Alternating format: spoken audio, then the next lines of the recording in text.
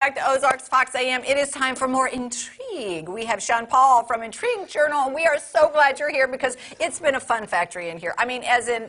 yeah, fun factory. Yeah, you need a level of stability, right? We need some stability. And with stability, let's talk about aliens and Atlantis and all that, right? Okay. All right. Yeah. You're feeling more grounded already, aren't you? From where we've come from, this is true. Well, it's great to be back with you. My wife has been, like, taking over. Yes. She has. Yes. It's awesome. We Yes. love her. We love Yes. her. I'm a lucky man. You really are. And Yes. you just had an anniversary. Happy anniversary. Thank you. 18 years. 18. Oh, 18. It's better. I thought it was 27, so Juliana corrected me. 27. Okay, wow. All right, well, hey, do you remember 3 months ago, it was in March, I came in and I talked about the Sphinx. Do you remember that? Yes, yes. And they believe there's a chamber underneath his left paw. They haven't opened it up yet. Edgar Cayce, 100 years ago, said it must be the vault or the Hall of Records. Oh. And it will give, it'll disclose the actual location of Atlantis. Oh, Atlantis. Do you remember this? Yes, I do now. Okay, all right. And then I said that I believe it was out in the West. And you said, in Africa? And I said, yes. Right? Do you remember that? I don't remember saying that. And it was called the Recat structure, and I showed that, okay? But let's talk about, I mean, it's a very popular subject. I've known about it my whole life, and modern perceptions, it's been cited in movies and video games and things like that. Let's look at the first slide here. Yeah, look at very popular movie this last year, Aquaman, obviously all about Atlantis. This is absolute fiction, has nothing to do with mermaids and sharks and things like that, whereas this game, I guess, is a lot more research, and it actually really does show about, it talks about a very technologically advanced culture, very powerful, and then actually falls in a catastrophe because of their greed and their corruption. And there's really a profound story that's to be learned from the idea of Atlantis. Okay. And basically, what I said back in March is, it's believed it's in Africa, the Eye of Africa. It was originally seen from space. Now I sound like my wife, don't I? Yeah, you do. Yes. During one of the Apollo missions, one of the astronauts saw it. This is from space. That's the Earth, and he saw it right here, and they call that the Eye of Africa. And so that's in a town. It's in a country called Mauritania. But how do you know that's not just a hurricane? Well, no. Okay, well then let's zoom in. Let's go to the next slide. Oh, sorry. I was just curious. No, that's geography right there. Okay. That is a structure, okay? Okay. So let's go to the next slide, okay? Unmistakable from Atlantis. So this is what it could have looked like back in the day. 12,000 years ago, when part of Africa was underwater, and there was rings of islands, the central part being here, and then it had different communities. Like, this would have been the palace. This would have been where the clergymen or the churches would have been. This is where the military would have been. And then outside of the perimeter would have been like where all the other people would be.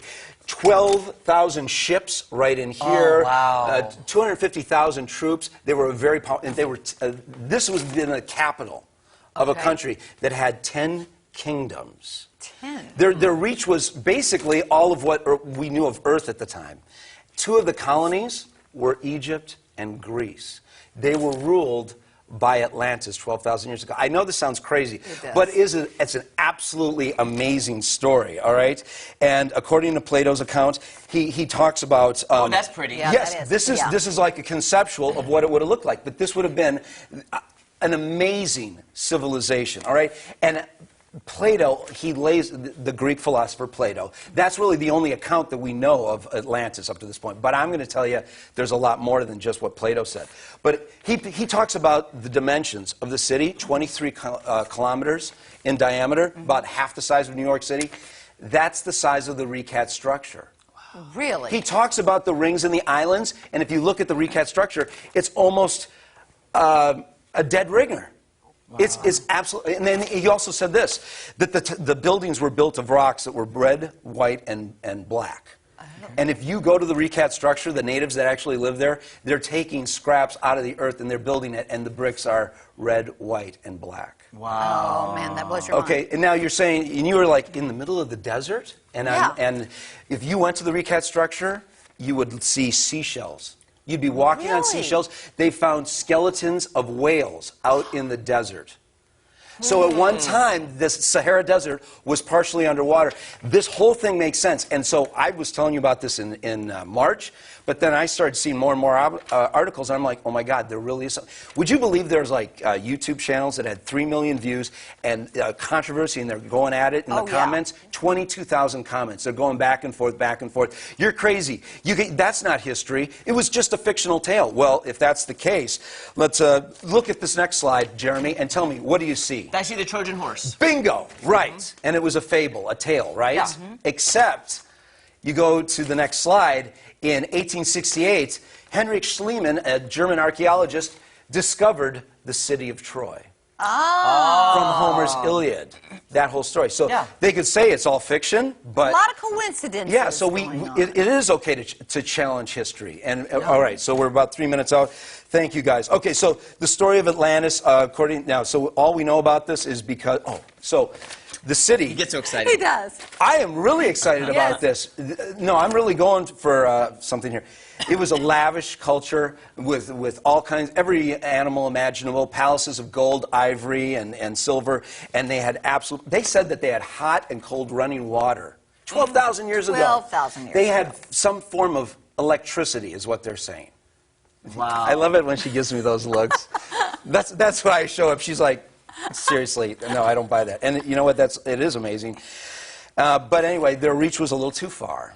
And they overpowered other areas, and it led to corruption, right? Yes, and as Plato would say, they ceased to wear their prosperity with moderation. And with absolute power comes absolute corruption. That's right. Why do we never learn that lesson, Sean Paul? I know. We never do. So we're about 2 minutes out. But anyway, and how do we know that Plato didn't just make this up, right?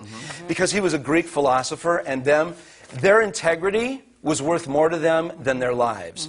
And back then, he could have easily been fact-checked, and he started off talking to Socrates to a tale which, thought to be strange, is certainly true. And he keeps saying this over and over again. It's true, it's true. Yeah. Now, I have to fast-forward this, but basically, he heard from his great-grandfather, Solon, who was the inventor of democracy. He went to Egypt back when it was still on the walls of temples that no longer exist.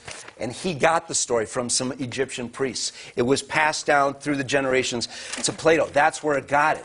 This is Herodotus. He actually created a map. Let's go to the map that he created back in 430 BC, guys. Wow. Watch this. This was the world as he knew it, and that's Italy. I overlaid it with Google Maps, and let's see where it takes us, okay?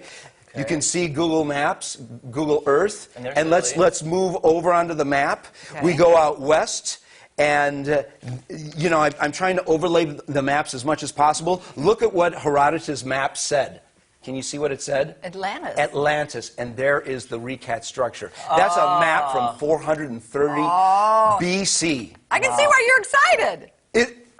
Really, it's almost airtight. And so here's my takeaway, is that I hope that they could do an archaeological dig. They could prove beyond a shadow of a doubt that Atlantis actually did exist.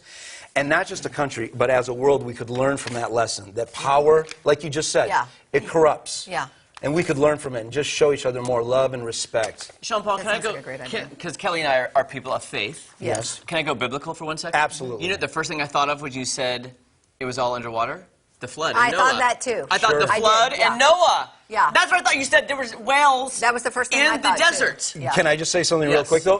Plato was talking about it. They talked 12,000. There is a geological reference to massive flooding at that point. So if he makes it up, all of a sudden he's nailing it to a T as far as this cataclysmic, geographical, historical moment. Sean Paul, you blew my mind again. Thank you so much. It's and you're exciting, so passionate about what you do. We love that about you. Oh, I love it. All right, don't go anywhere. We'll be back to wrap things up right after this. Seriously, I got goosebumps. I'm like, oh my gosh, the flood. Was I being a little intense? No, I loved you were it. great.